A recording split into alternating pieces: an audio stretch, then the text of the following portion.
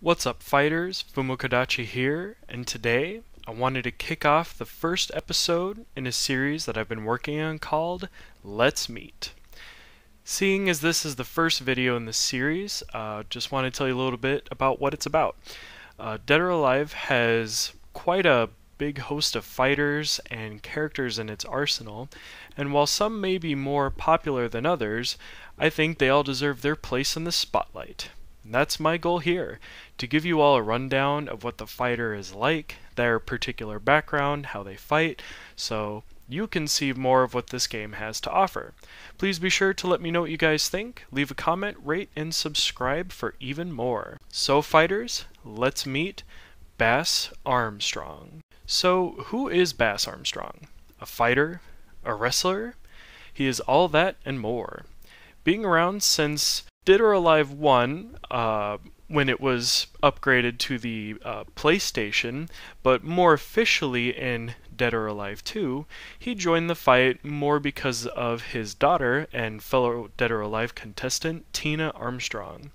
She'd been a staple character since the founding of Dead or Alive, and by the time the second tournament rolled around, or DOA2, he felt like he had had enough. But why is that? As a professional wrestler, he should be fairly accustomed to the idea of fighting and the notoriety that comes with it.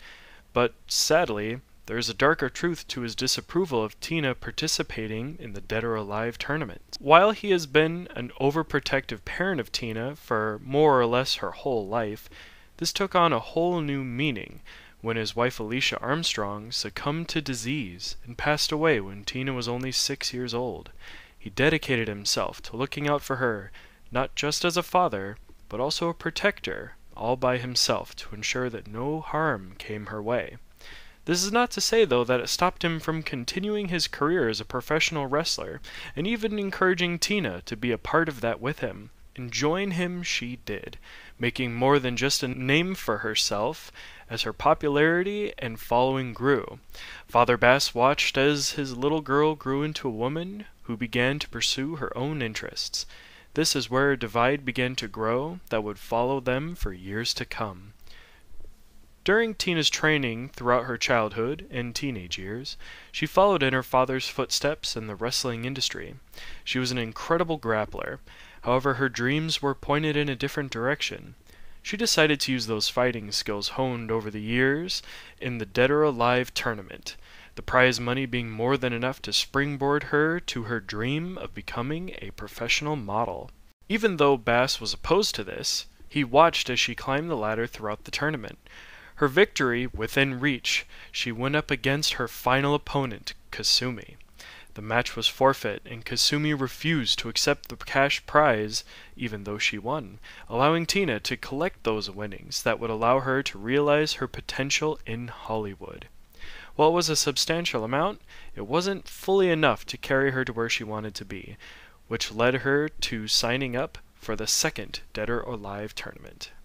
Bass, seeing his beloved daughter changing to fit herself into the Hollywood scene and drifting further and further away from him and wrestling, he confronted Tina and insisted she give up on her dreams of stardom to further her already very successful career in professional wrestling.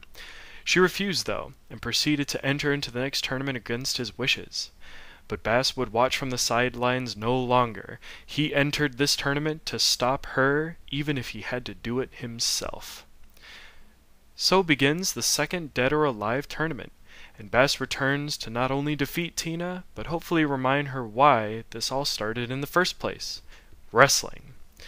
Hoping to rekindle that memory and love they shared so many years ago, he challenges her, but sadly fails, and falls to Tina during the final rounds of the tournament. After this, he begrudgingly watches from afar as Tina becomes the model she fought so hard to become. He would have to relive this pain many, many more times, as with each successive tournament, Tina would enter to further her career in the media industry, from model to actress into the third tournament, a rock star into the fourth tournament, where, ironically, is where we find out that good old Mr. Armstrong himself actually has a love outside of wrestling that he pursues, motorcycle racing, which he even more ironically loses after becoming stunned by seeing an ad for Tina on a screen while he was racing that causes him to crash. And even later into the 5th Dead or Alive tournament, Tina has a dream to become the state governor. The 5th tournament, though, is where Bass also assumes his role as Mr. Strong, where he actually finally defeats Tina, who asks him afterwards to rejoin her as the father-daughter team they always wanted. So in the end, despite all of Bass's hard work to try and stop his daughter to keep the bond they grew from her childhood, they ended up coming together to fight as the unstoppable Armstrongs. So that's Bass's story up until now, and it's the first in the series, and I hope you liked it. I'd like to do more of these for the entire cast of fighters into the future, and your input can definitely help ensure to provide the best content I can provide for you all. So, as always, keep fighting, fighters.